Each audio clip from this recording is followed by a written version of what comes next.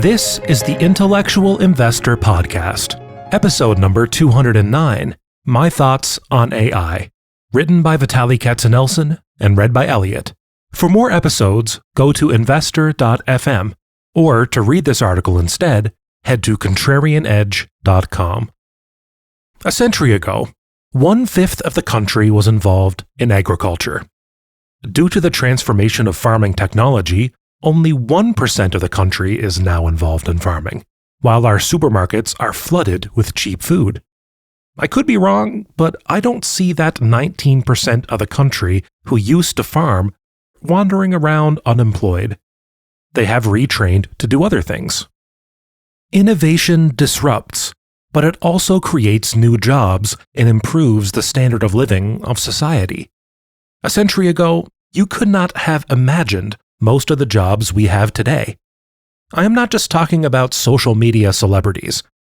Think about software engineers, data scientists, cybersecurity experts, etc. In fact, most white-collar jobs you see today did not exist 100 years ago. Yes, if you specialized in driving horse-powered carriages, you had to acquire new skills. AI will displace many jobs, but it will also empower people with new productivity tools. Microsoft Excel replaced jobs that required people to add up rows of numbers with calculators, but it created many more. In the 1960s, corporations had departments filled with typists.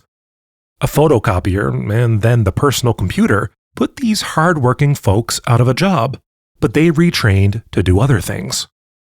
If we have a victim mentality, AI will run us over. If we embrace it and adapt it to our lives, it may become our best friend to do the jobs we are doing, while our soon-to-be unemployed coworkers complain about AI. AI may have a similar impact on our lives as electricity did. Unless it becomes sentient, and just like the Terminator, it turns against us, smarter people than me cannot agree on this, especially on a reasonable time frame, so I withhold my opinion on it. It will likely improve our lives significantly. One industry that immediately comes to mind is healthcare. We need major disruption in that sector. AI may disrupt and completely reshuffle the power dynamics in some industries. Travel, for example, comes to mind. We may start looking for trips and booking tickets with the help of our AI assistants without going to the travel websites. Some companies will adapt and become winners, while others won't and will become market share donors. As I am typing this, I realize, again, something I do daily now, how important management is. In our analysis, we should pay close attention to how companies are embracing AI. Are they giving it lip service, or are they really adopting it and changing the business to take advantage of it? When it comes to AI generating creative output, at first glance it looks impressive, but as Nassim Taleb put it, quote, ChatGPT is a statistical representation of things found on the web, which will increasingly include its own output, directly or secondhand. You post something picked up from it, and it will use it to reinforce its knowledge, progressively a self-licking lollipop. End quote. If you want to see ChatGPT creating art, for the fun of it, spend some time on myfavoriteclassical.com, where I post music articles. Every single picture there is created by AI. I love impressionist artists, and thus I love these little AI creations. However, if you zoom in closer, you'll find violinists playing with toothpicks, pianists with 3 hands, and cellists with multiple arms and legs. This self-licking lollipop is impressive, but it still has a lot to learn. By the way, if you have not signed up to receive my classical music-only articles, you have an opportunity to do it at a link in the show notes. Also, Nassim is right, as usual.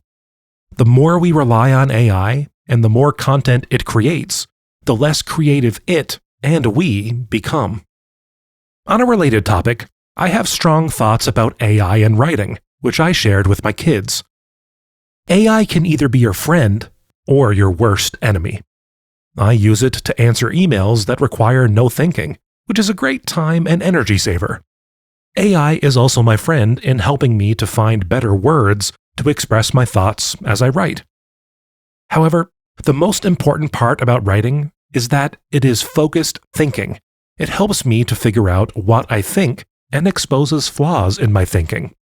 This is why I still diligently put in 2 hours a day writing. I don't want AI to cause my thinking muscle to weaken. Here's an analogy. I used to have good handwriting. Typing killed it. Today, I have worse handwriting than a doctor, and I did not even go to medical school. This is why I strongly encourage my kids to write their own essays, and I go a step further by encouraging them to write daily. If you enjoyed this episode, you might enjoy Vitaly's 2022 Almanac, a collection of his best articles from 2022, packed together with some art for a pleasant read. To download a free copy, visit contrarianedge.com/almanac. To listen to more episodes, visit investor.fm. Enjoy life and prosper.